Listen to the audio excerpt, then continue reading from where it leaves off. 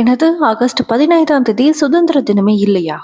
முதல்ல சுதந்திர தினமா காங்கிரஸால தேர்ந்தெடுக்கப்பட்ட தினம் 1930ஆம் ஆண்டு ஜனவரி 26ஆம் தேதி தான். இந்த தினத்தை பூர்ண ஸ்வராஜ் தினம் அப்படின்னு அறிவிச்சிருந்தாங்க. இதுக்கு முழுசா சுதந்திரம் அடைந்த நாடு அப்படின்ற மீனிங் இருக்கு. ஆனா அதுக்கப்புறமா இந்தியா முழுமையா பிரிட்டிஷ் கிட்ட இருந்து சுதந்திரம் வாங்கினதுக்கு அப்புறமா ஆகஸ்ட் 15ஆம் தேதியே சுதந்திர தினமா அறிவிச்சாங்க. அதே போல நம்மளுடைய சுதந்திர இந்தியாவுடைய முதல் பிரதமரான ஜவஹர்லால் நேரு அவர்கள் ஆகஸ்ட் 15 அன்னைக்கு செங்கோட்டையில முதலா கொடியேத்தல. அதுக்கு பதில் அவரு ஆகஸ்ட் 16ஆம் தேதி தான் முதலா கொடியேத்தினாரு. அதே போல நம்மளுடைய நேஷனல் ஆந்தமான ஜனகணமன 1947 தேசிய கீதமா அதிகாரப்பூர்வமா அறிவிக்கல. அது 24 ஜனவரி 1950ஆம் ஆண்டு தான் இந்திய தேசிய கீதமா ஏற்றுக்கொள்ளப்பட்டது.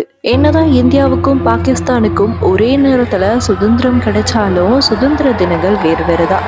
பாகிஸ்தானுக்கு ஆகஸ்ட் 14ஆம் தேதியும் இந்தியாவுக்கு ஆகஸ்ட் 15ஆம் தேதியும் தான் சுதந்திர தினமா அறிவிக்கப்பட்டது. இதே போல உங்களுக்கு தெரிஞ்ச வேற இன்ட்ரெஸ்டிங்கான சுதந்திர தினத்தை பத்தின விஷயங்களை கமெண்ட்ஸ்ல ஷேர் பண்ணுங்க.